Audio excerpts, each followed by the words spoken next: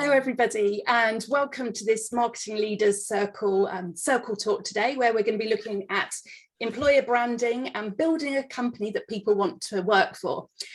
For those of you that don't know me, I'm Lisa Collins, Managing Director at Marketing Leaders Circle, and I'm delighted to be with you to chair this session today. As you can see, we've got a fantastic panel and they're all here to share their tips, advice and best practice. We've got Alexandra Coulson, who's Director of Marketing at Disguise, Mike Ward, who is Head of Marketing at Singular.live, and James Hampton, who is Head of People and Culture at Austell Brewery. Welcome everybody, great to have you here. Now, the corporate world has changed and potential employees have a lot more choices. And HR departments around the globe are really struggling to make their companies relevant in this evolving context. So before we get started, I just wanted to share a few stats before we dive into that conversation. So according to Harvard Business Review, companies that don't manage their employer brand and actually have a negative reputation to show for it can expect to pay at least 10% more in salaries for key employees. 92% of employees will consider leaving if they are offered a job in a company with a better reputation, and 50% won't even consider working for you. If you have bad online reputation and you've even offered them more money, they're not going to look at you. Social and professional networks are ranked as the top potential resource for job search, outdoing the traditional job boards, ads, and recruitment agencies, and some of those recruitment events. If your company doesn't have a strong, calculated presence on social media sites, the chances of you getting the very best employees out there, they're never ever going to hear about you. Employees are looking in different ways than they ever have done before. And a key one here, candidates trust employees within your organisation 3 times more than they trust anything that the company puts out there. You can say whatever you like in your job ads and on your company's website, but those candidates will sniff out the truth by actively searching out former and current employees where they might learn things that you actually don't want them to know about you. So let's get started. I think the key question here is, what is an employer brand? So ladies first, Ali, let's come to you on your thoughts. What is that employer brand? Thanks, Lisa. Yeah, and hi everyone. Thanks for joining us. I think firstly, you've really hit the nail on the head in terms of how important it is to have a positive employer brand first and foremost. I think it's critical, particularly at the moment in the competitive job market. But I think it will impact both your hiring and also then maintaining your top talent. So I think for me, from a marketing background, I see employer brand in a similar way as I do from a sort of a traditional marketing perspective, in the sense of it's an exchange, a value exchange with your customers in the same way it is with your employees. So I think ultimately your employer brand should really define the sort of essence of your company, what you stand for, who you are, and sort of why you're unique. And I think the actual branding element of that is then more about how you communicate that, how you sort of leverage that through your culture to sort of showcase, talk about it, as you say, across socials and other places, to sort of really elevate that employer brand and sort of market yourself and your company as to why you're probably the best place. And I'm going to say that being at Disguise, why you're the best place to work. Yeah. And Mike, from a marketing perspective, anything further to add on to that? No, I think Alexandra's kind of hit that one on the head, really. The cultural part is absolutely it. And I think when you look at the sort of resources that are available to people now, when you do shopping, you know, it sounds a bit distant, but if you're going to go and buy something, now you can research it online. You don't necessarily trust the reviews you get you can do that research before you start making your informed decision. All of those similar sorts of tools are available to people when they're researching a company that they're potentially going to go and work for. So they can go online, and there are things like Glassdoor where you can read reviews, but there are also things like LinkedIn that people can use to find a connection who works there or worked there, just to do that research. So I think being authentic in the culture is really essential, because if you present a kind of perception of what your company is like and how you operate on a day-to-day basis, if you recruit someone on that basis and then don't follow through, they're just going to become disenfranchised pretty quickly. Yeah. And James, you're coming at this from a completely different direction. You know, you are working in the HR department, and we were talking earlier about, you know, how marketing and HR really have to work on this. So from your perspective, what is an employer brand? Yeah, I suppose the word authentic, as Mike mentioned, is really key, because the EVP part of it is very similar to a marketing positioning for customers. They expect to get something. If you're telling them that you're going to give them things, they expect to experience it, and it needs to be true. The stats around trust, for trusting for businesses is incredibly high. Edelman Trust Barometer comes out every year, and every year it's more about the businesses being the main trusting organizations that people go to these days. It's not the governments, it's not globally, it's the businesses. They expect businesses to do good. So talent is attracted by things that is true to them, and the values need to match. So yeah, it's about being authentic, but it's also about the promise. So the promise that the business provides to that employee of, you come and work for us, you're going to get all these things, and equally it's a win-win environment. So yeah, there's a number of factors in there, but it's very similar to marketing for the customer, but it needs to be a direct element of truth and trust involved in it. Yeah, a bit like that overall mission statement that we work on from a corporate level then, I guess. Yeah, and values can't be just things that are thrown on the wall. They have to be actually lived, which usually is the problem with internal values, as that they become something that maybe a marketing team or a HR team come together to think is a great thing, stick it on a wall and hope everyone does it. But the reality is that the business doesn't do it as well. So yeah, it needs to be lived. Excellent, thanks. And how do we work the employer brand into our overall marketing strategy? How does it fit into the mix? I don't think it's really been something we've thought of in the marketing department and until over the last few years. So how do we work it in there? Mike, I'll come over to you on that one first. Well, again, I would go back to what we've all kind of alluded to and all said already, which is that it's that sort of culture, really.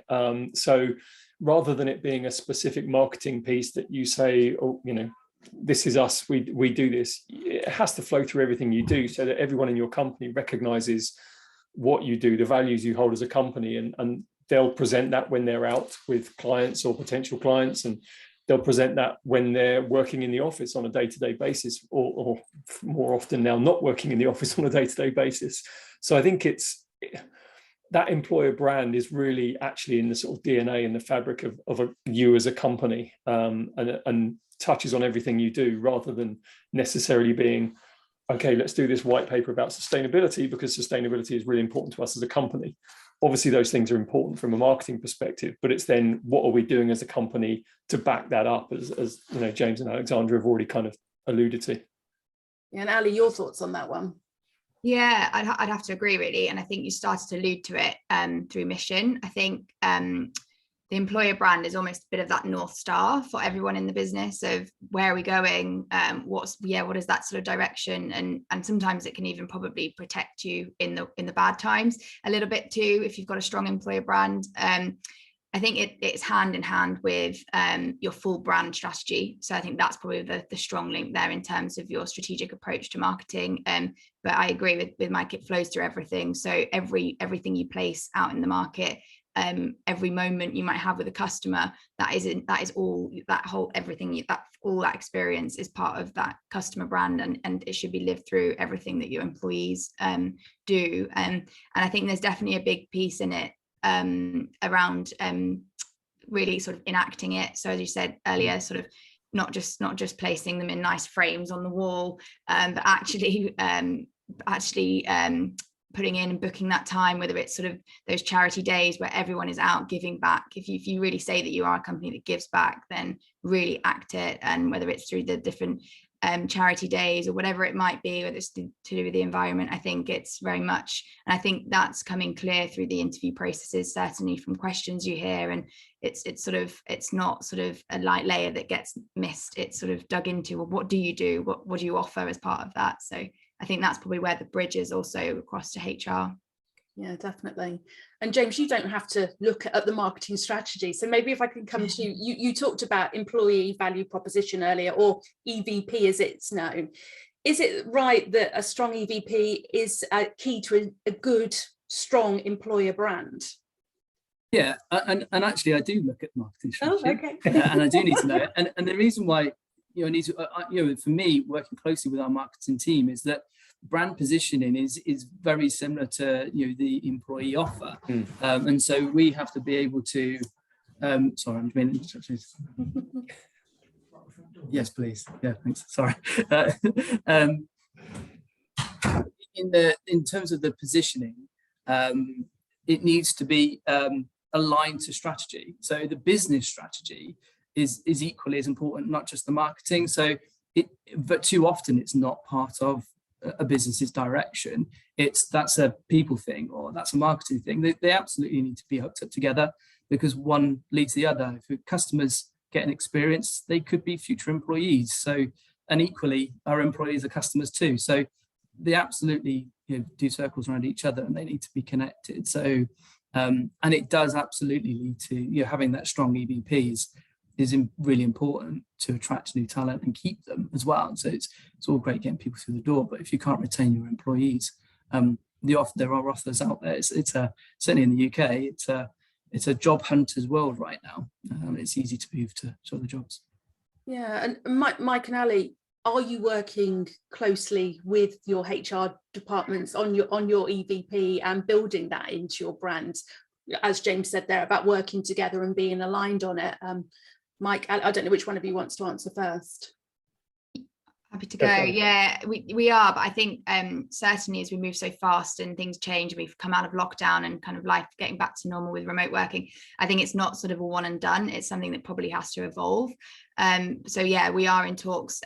Certainly it's molded a bit more with the changes over the last few years, but it certainly filters through into a lot of our comms, I'd probably say as well, and how we talk. But also it's not just for HR to sort of worry and manage about it. It's actually for, I think, getting everyone on board. So committees and things like that. So helping to sort of say it's not just something that a rule book that sits with HR and we all have to comply like we're at school. It's something that we should all be excited by, and we should all really want to sort of live and breathe the EVP in that sense. So yeah, we do work closely with them. Yeah.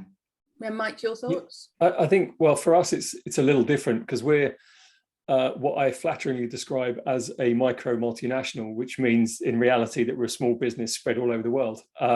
We don't have any offices. We never have done. I think we've got 14 people working in Singular, so we're not a big company.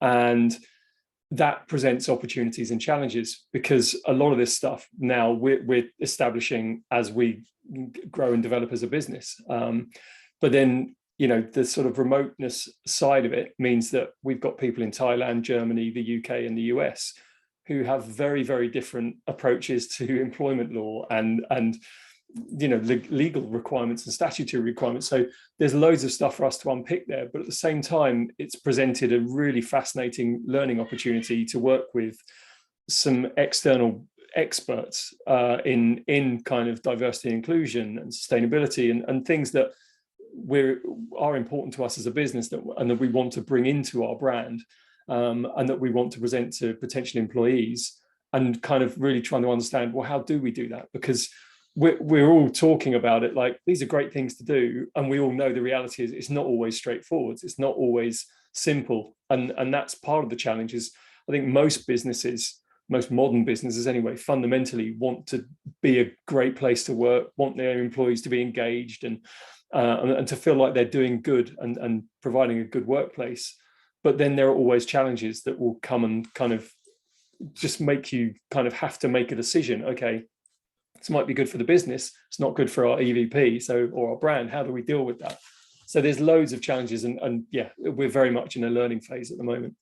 Interesting. And we've talked about EVP and how it sits alongside the brand, but what makes a good EVP? And obviously it's evolving all the time. It's employees are no longer going to come to you because it's the right salary, in the right location, with the right brand they want to work for. What are you putting into your EVP, and can you give the audience today any tips of anything different that you've come across? And I'll come to James first on that one. I think it depends on you and your business. So for me to say this makes a good EVP, I think would be misleading, because I think it depends on your people. I think in order to get to a good EVP, you've got to talk to your people and you've got to understand their situation. So you've got to live their lives a little bit and understand what it's like for them. And then you can then start to build a promise based on what they're looking for. If it's increased flexibility and they work shifts, how do you create greater flexibility in your shifts? We have a load of frontliners, that we can't get greater flexibility. They can't work from home. They're not remote workers. So I have to work with them to understand what value do they get from their employment, and how can we make sure that they get even more. There's some key things around rewards and recognition and benefits and learning. LinkedIn Learning in particular recently did a learning in the workplace survey, and I think it said 94% of those respondents would say that they would stay to work for an employee that develops their career, that progresses them, that develops them as an individual. So that those would be very very key things that I would say you absolutely need to be able to have as an offering for people these days. That's what would be attractive to people, to your business. Ali, what are you doing at Disguise? Yeah, I think for us a big thing and part of our EVP and brand is inclusivity. So ensuring that what we do, similar to sort of what I was saying, but in terms of it should reflect your people. So the people that you want to attract and retain, it should really appeal to them and sort of those varying cultures, backgrounds, ages, whatever it might be. So I think that's a big thing for us. And I think I was trying to think of one the most interesting, but there's a lot of benefits. The one that probably stands out most is a gig allowance. So for us, being in sort of the live entertainment world and space, that is certainly something that is very in tune with us as a business. A lot of people that come to work for Disguise are extremely passionate about the live event space, whether it's music, theatre, arts and culture. So having a £400 gig allowance as part of that just each year to spend and to encourage us to go and see the products that we're promoting, marketing, selling, designing, creating live in action. And that was also designed so that it wouldn't be asking for free tickets to take away from the industry and costs and money from them, but actually to give back to them. I've since realized from our founder, which I thought was a really nice, interesting piece of, well, no, we should pay for those tickets. Like we should give money and support the industry. So that's a sort of two-way piece there, which I think is really nice from our side. Yeah, and I guess it also helps that your people are actually seeing your product out there live, and then they can actually talk to their customers about real live cases as well. So it's a win-win, isn't it? Absolutely. It gets them excited about it. It's like, did you know it could do that? I can't believe I was blown away by it. And it was so it gets them passionate, and it sort of actually probably brings the EVP alive in a way and brings some of that into it. So yeah. And Mike, what are you guys doing? I think I've got to introduce a gig allowance somehow. I would say, actually, I know a couple of people who relatively recently have joined Disguise, and they've both commented to me about how they really, really like the culture there. And one of them actually specifically mentioned that gig allowance.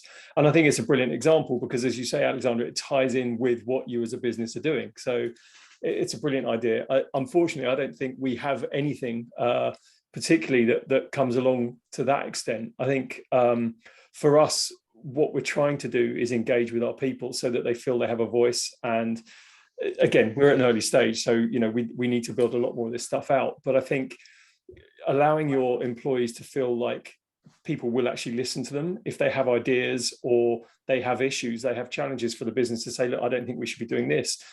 Giving them an outlet for that, whilst also trying to create a sort of roadmap for their personal development.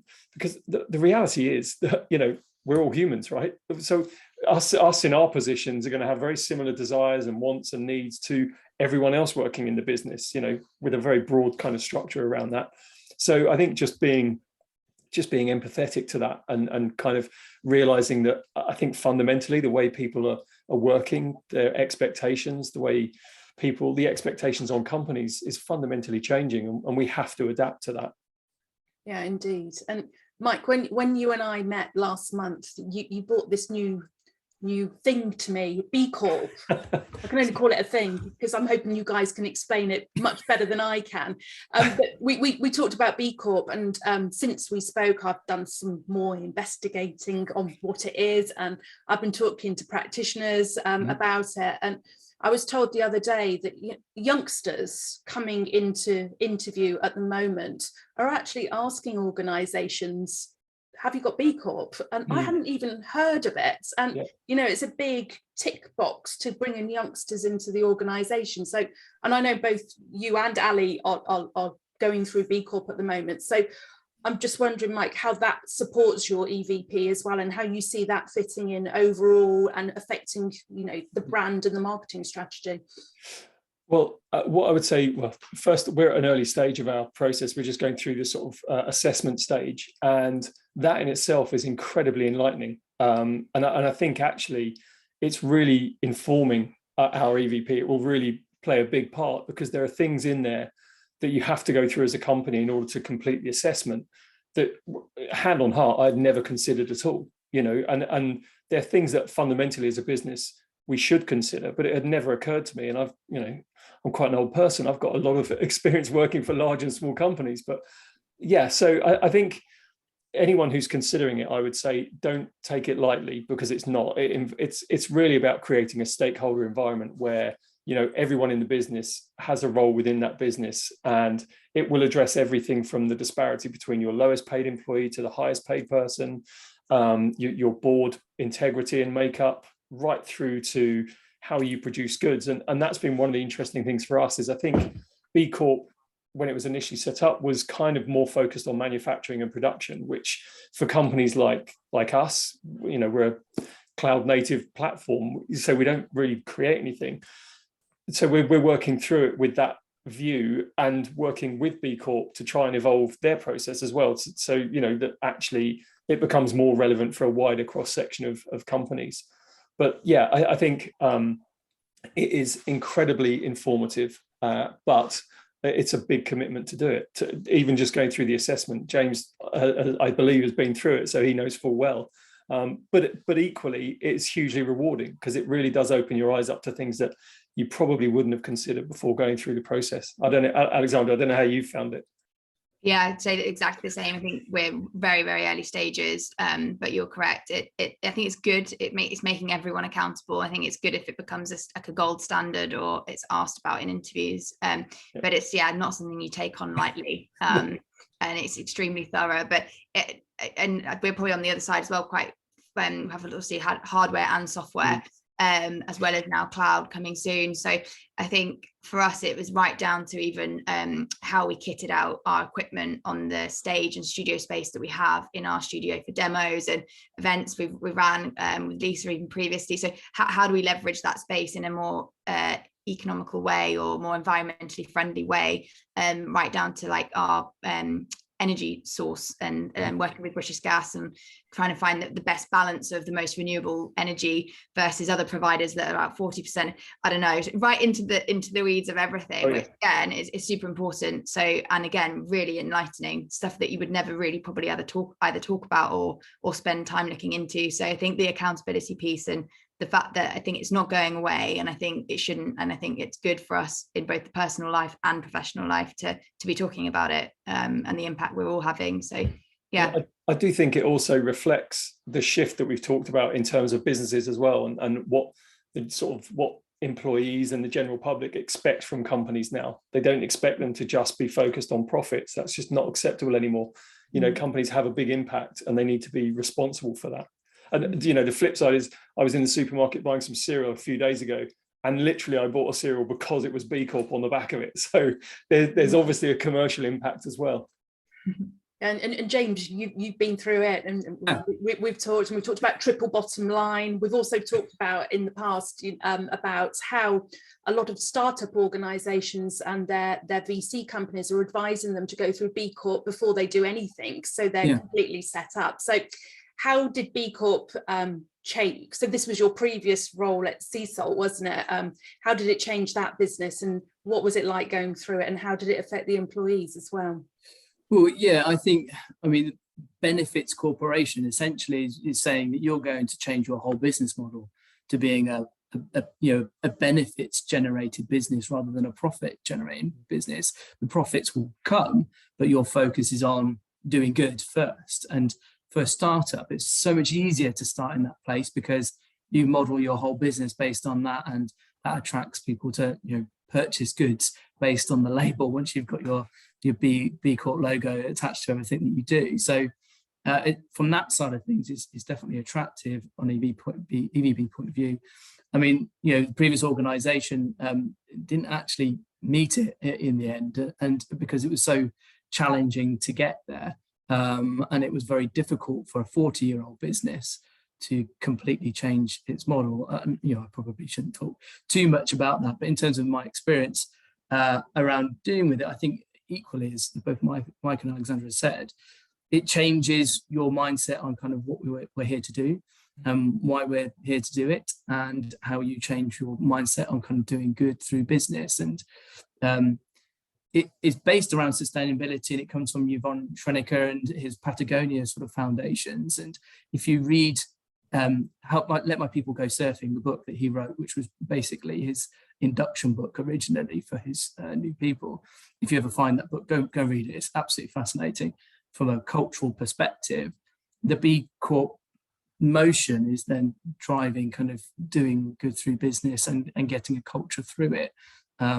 So from an EVP point of view, you almost don't need an EVP because your business is set up to drive that kind of person joining you. And marketing wise, you can market your product with that logo attached to it and sell, I do the same. And there is many breweries that have managed to achieve it as well, and it is heavily hitting sustainability, but a lot of people are attracted by that now in a business, and will look on B Corp websites for businesses that are listed on there to go and work for them.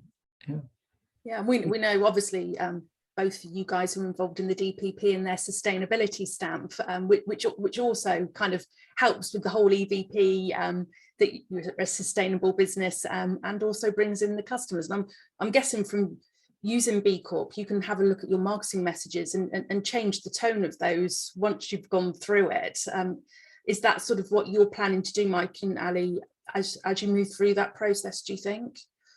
I don't think we are, to be honest, necessarily thinking about changing our marketing messaging. I think it's more about us being genuine and true to what we as a business want to be, if that makes sense. I mean, it sounds very flowery, but the reality is, these things are important to us, they're important to our employees, and they're important to our customers. So therefore, we want to push it. It's not, this isn't just me kind of looking at it as in, oh, here's a marketing opportunity, let's get a B Corp logo. If you approach it in that way, you're not going to get there. It's just not going to happen. As James said, it fundamentally will change the way you run and operate your business. And I think that is more about establishing the culture of your company and really sort of expressing what you want to be as a company rather than being a marketing message.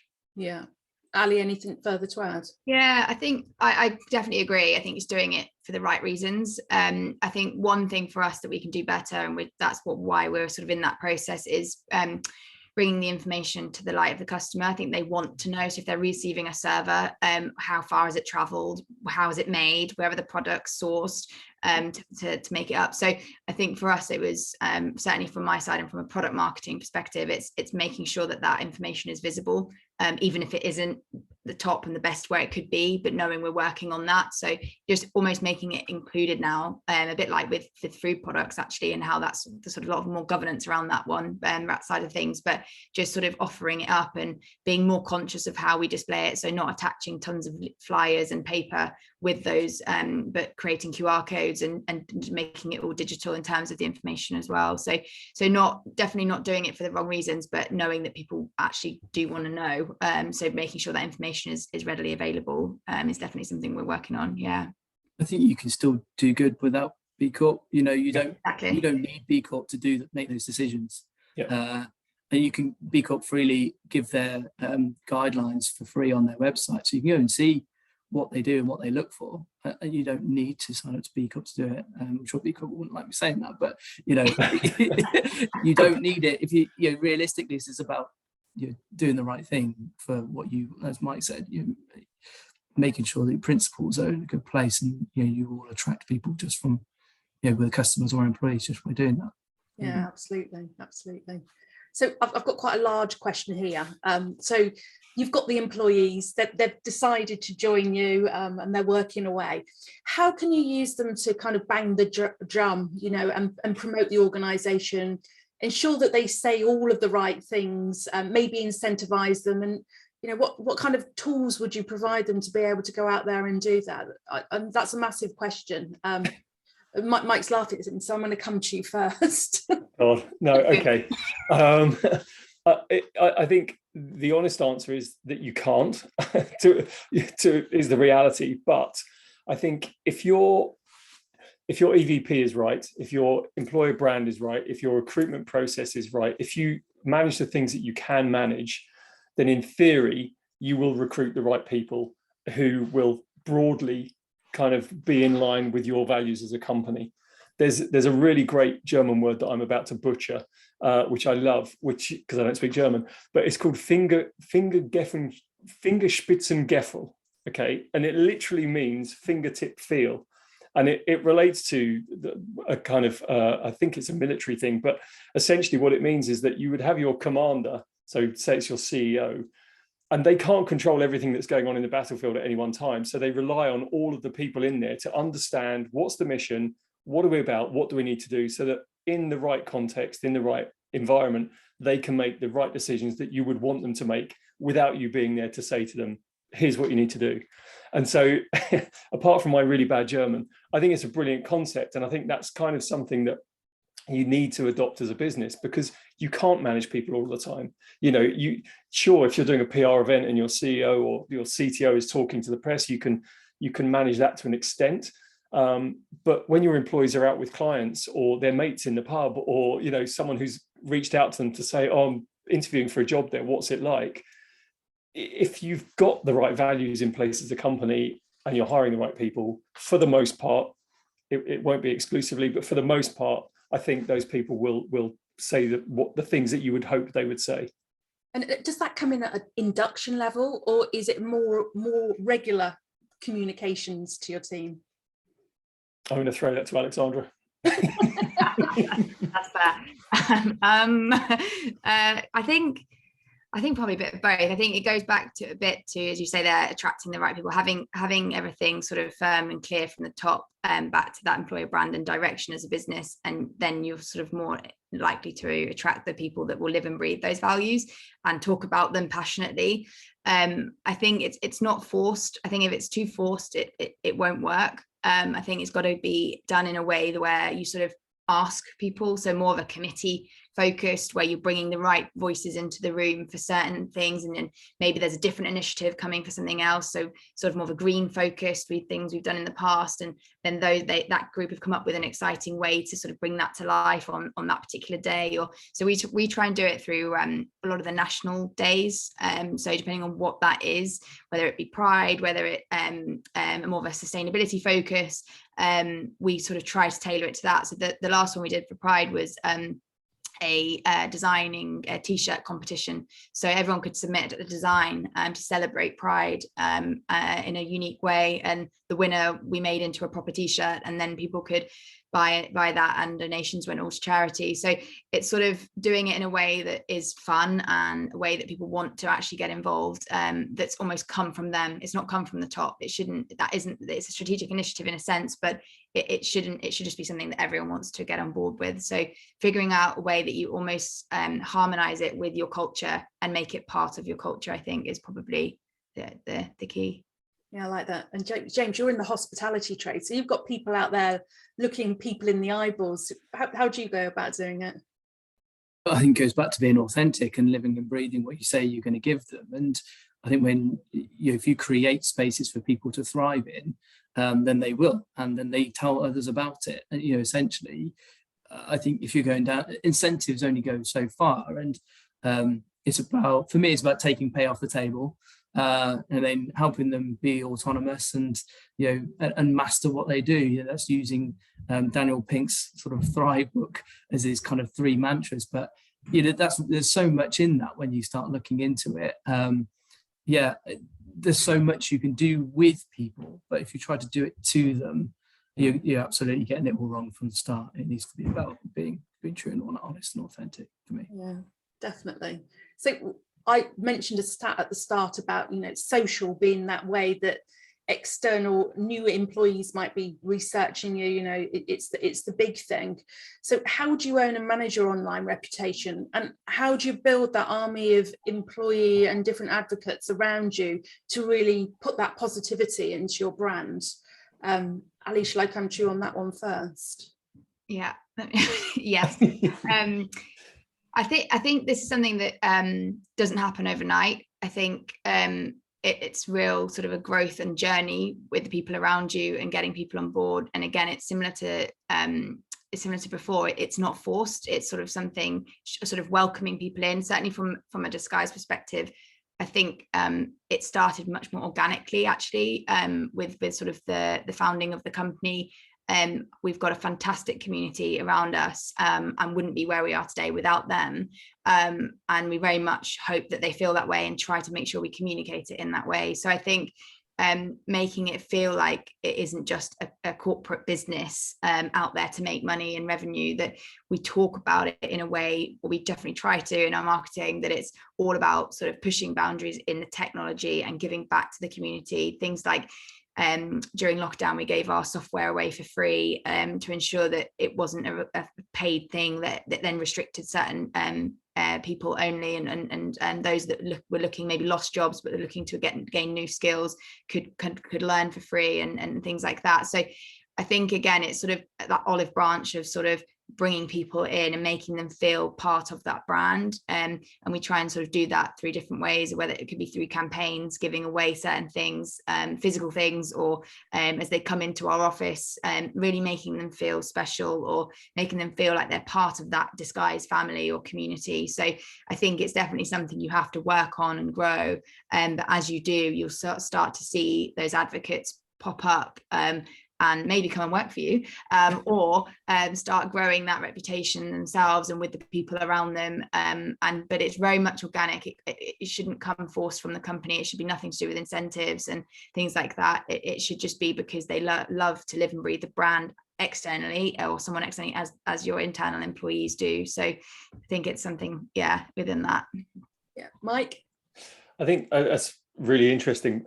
And I agree with Alexandra. I think that for us as a business, there's slight differences because we're a browser-based platform, right? So anyone can sign up from anywhere in the world, which means we have no control over who signs up.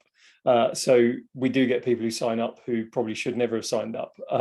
So you're then dealing with someone who is frustrated because it wasn't what they thought it was going to be. And some of our support kind of emails and messages are absolutely priceless, that range from people saying, I'm in South America, my Wi-Fi is not working. It's like, I'm really not sure what we can do about that. But I think really what it is about is engagement again, because you can't control everything online. There are people who are going to be pissed off at you or angry, and it's out of your control. All you can try and do, as Alexandra said, is build up a community of people who really understand what you're doing, who value what you're doing and appreciate the engagement. And we're fortunate we have that. So, we run a Slack community where anyone can sign in and people can, and what's amazing for us, what we love is when we see other people responding to inquiries from other users, say, oh, here's a way you can do that. And it's just like, wow, that's just brilliant. They're wanting to help each other.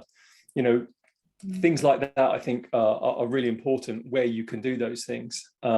Because again, for us, word of mouth is absolutely crucial for our business. So that reputation is really, really essential, because if you lose that reputation, if you don't have a good reputation, then people just it's too easy for them to walk away. And James, what tips have you got here? Well, brand reputation is massive, because I work for a business that's 171 years old. It's in a very small community in Cornwall, which is his own very small community. So everyone knows everyone. And pretty much most of Cornwall has either worked with or for St Austell Brewery at some point. So reputation is massive. And I think, what in our pubs in particular, customers expect an experience, and if we're able to provide it, and employees are a massive part of that. They expect to see happy, smiley faces when they walk into a pub, knowledgeable people that know the beer, know the food, and can give them a great experience. And part of that is about the employee experience driving that. They don't become knowledgeable or passionate about what they do if they're not having a great employee experience. You've got to blend both of those two and to give your best to the customer. And we help our pubs become knowledgeable in social media, and we help them share things. But it's about having those organic advocates in your business that are willing to promote what you do. If they're proud to work for you, they will absolutely promote you. And that's the place you've got to get to. But if you're not providing the conditions for people to have any sense of pride working for you, and they're just there for a job, then you've got a real difficult position to get out of, I think, really. So yeah, it's a massive mix, and I think just in this 40 odd minutes chatting, you never cover it all. But the two absolutely are complementary. You've got to get customer experience matched with employee experience for me. So a big question here. How do you get your CEO and your leaders involved in all of this? And in some circumstances, should you not get them involved and allow them to manage the business? I don't know, what are the views? There are some great CEOs within our industry who are brilliant on social media and great at promoting their employees internally, and there are some that just don't get social. So just keen to get your views on the leader CEO front. Mike, we'll go with you first. Well, so I mean, you mentioned social specifically, and I think we're fortunate in the sense that none of our leadership team is on social media to any extent, so we don't have to manage that. But then I think beyond that, as a company, our presence on social media, if I'm really, really honest, I have a bit of a tough time with it. I'm not a fan of Facebook or Instagram. And if for a variety of reasons, and I don't use it personally, but as a business, we have to use it. So it goes back to what we talked about earlier about the compromises, right? Because, lots of our customers and our sort of community are on those platforms and use our platform on those platforms. So I think, so going back to the question, we're lucky that we have kind of CEOs and leaders who aren't on social media, so we don't have to manage that. On the flip side of that, I've got, I'm not going to name names, I won't shame anyone, but one of our leadership team is very comfortable speaking to the press and doing presentations. Another one completely isn't, and will point blank refuse to do it unless I really have to convince him that, look, this one's important and it's not going to be that bad, just do it. He just does not like being in the spotlight. And I think kind of goes back to a point that James has made and Alexandra, that if you're forcing people to do something they're not comfortable with, they're not going to do it very well. So it's just not worth it. You just got to accept that person is not great at doing that or doesn't feel comfortable at doing that. So choose someone else to do it and be honest and upfront about that. Yeah, great answer. Ali? Yeah, I think I definitely agree with that. I think every channel sort of has got a different purpose, I suppose. So depending on where you're trying to get your leadership or your CEO to engage, helping them or educating in some instances, I guess, how to use each channel, who might be on that channel, helping them to understand the target audiences.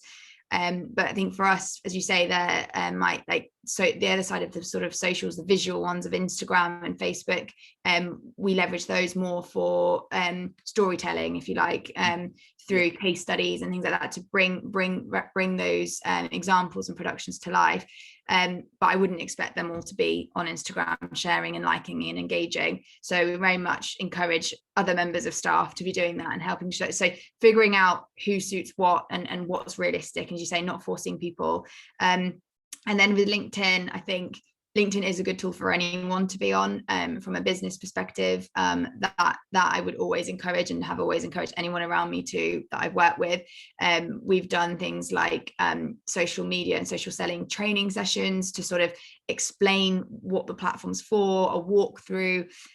We have a little bit of fun, mostly more with the commercial side and the commercial leaders and teams on their LinkedIn score, so you can actually measure how engaged you are, things like that, to sort of make it a bit more fun. But I think you touched on it right at the beginning there, Lisa, like you sort of, some CEOs are and some aren't. I think at Disguise I'm very lucky. I've not sort of had to, I sort of almost didn't have an answer because I don't have that problem, fortunately, in the sense that our CEO is very, very active, constantly sharing, but mostly it's actually interesting promoting others all the time.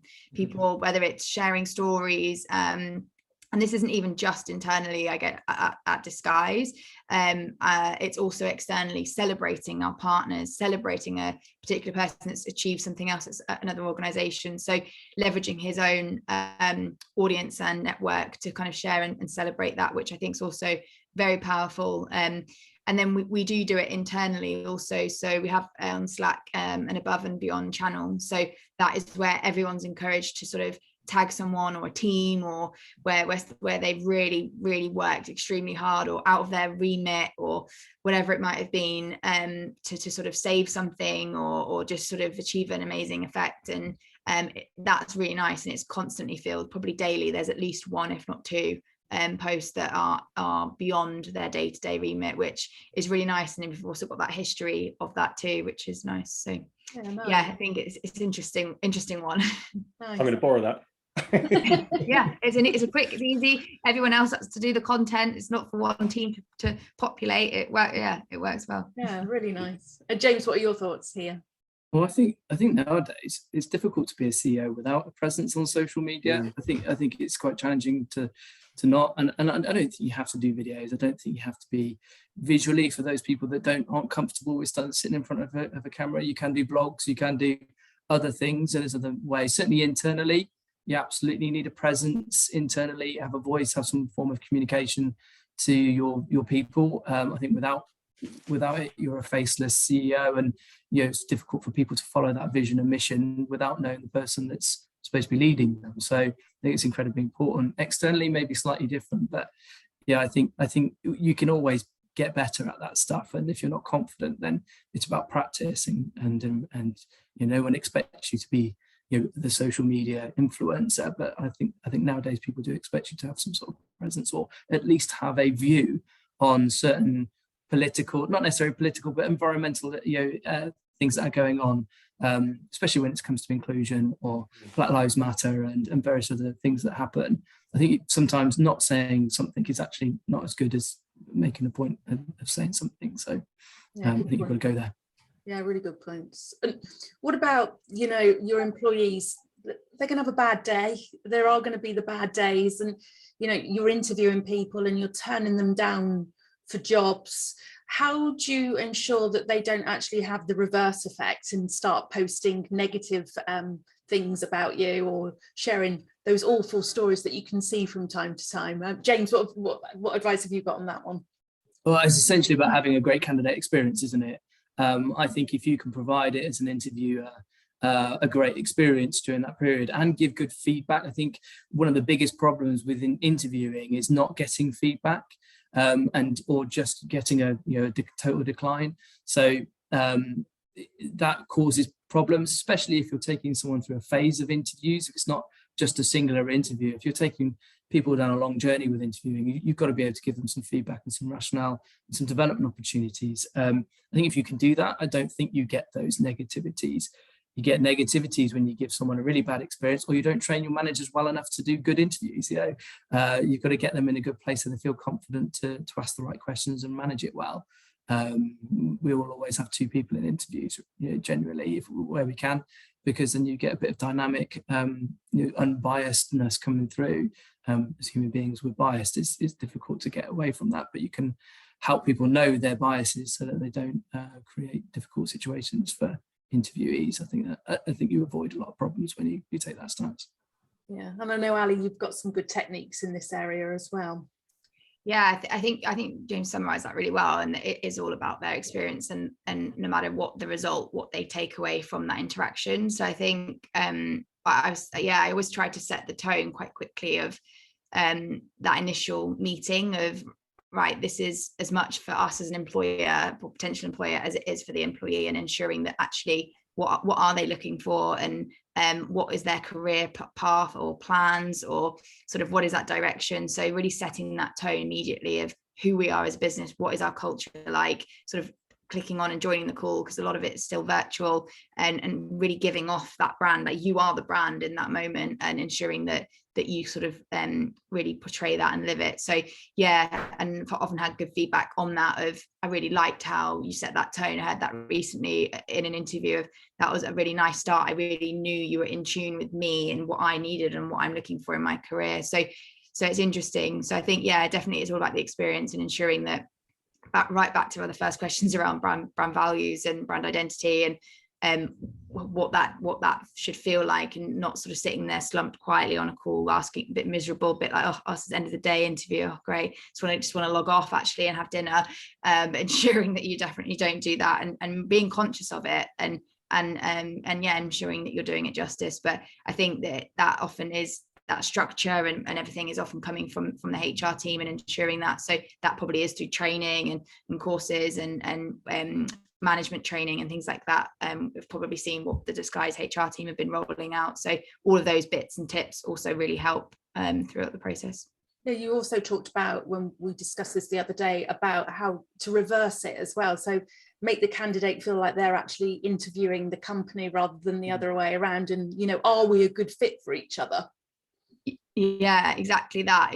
Like what are they looking for, and what do they like? We are a certain type of business. We move extremely fast, very, very demanding, which comes with its absolute rewards, but it doesn't suit everyone, and we're not sort of shy of that. We always make sure that even in the first interview that comes across. So making sure that is what that candidate is looking for, and that they're not going to, I don't want to waste their time as much ours. So yeah, definitely ensuring that we're in tune with them from the off. Yeah, excellent. And Mike, your thoughts with this one?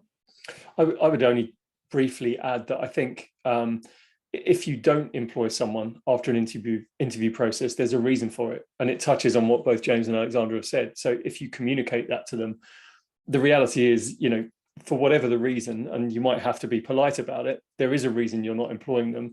That can be an opportunity for them to either avoid taking a job that just would not suit them, or to work on an area of weakness, or where they've got an opportunity to improve the way they present themselves in an interview. So it's just, yes, it's on the interviewer to do that in a positive, productive way, I think.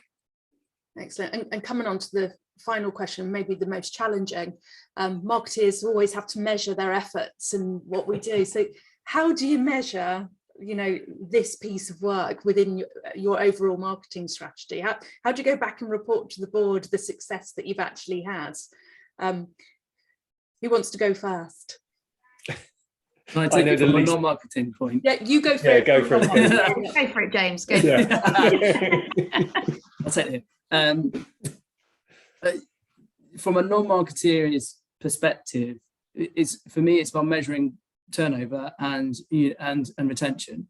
So essentially, if you can position that, then this stuff is working.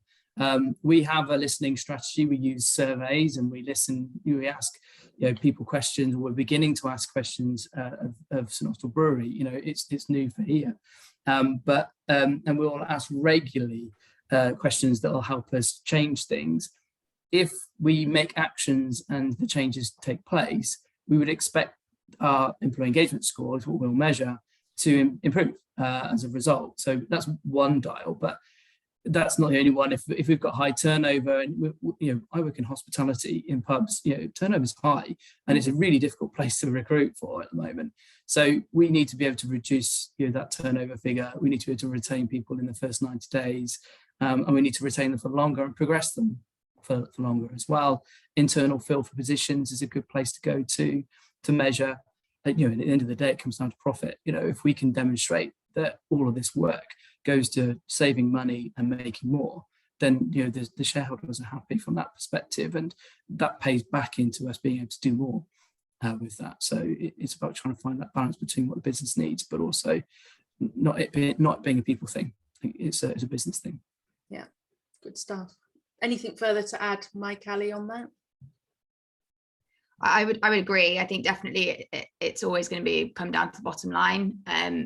Everything there's got to be some attribution there and accountability to revenue. So definitely ensuring you're tracking everything properly, having a tool in place to actually measure and report back easily to get those numbers. I would say, and then I think a lot of the time and in pockets. So for me as a manager and leader, it's focusing in on and retaining that top talent. So once we've gone down that hard path of finding the best people for the role, how do I ensure that we keep them and carve that career path, and so that at the end of the year we can look back and go, wow, look at that turnover across the business, but specifically in marketing. So staying in tune as a leader and as a manager to your team to ensure you can do the most for that number in isolation, to the grand scheme of things and the bigger number. And then other things, I guess, time to hire, maybe figuring out how to find those top candidates. Where are they? Are you bringing them in from different cultures? How many females have you got at the top? All those good stats as well. So I think that should all be accounted for in the same sense, as well as the usual sort of revenue numbers and things like that as well. Excellent. And Mike, final word to you? I don't have a lot to add to that, other than that I think there are lots of things that, especially in marketing, but I'm sure it's just as applicable in HR, there are lots of tangible things that you can measure. There are some things that you just can't, and not in a defined way.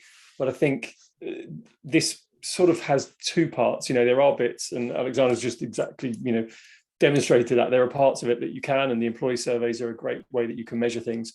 But then there are other things, which is, when you are recruiting, what's the caliber of the people who are applying for your jobs? Are they the kinds of people that you want?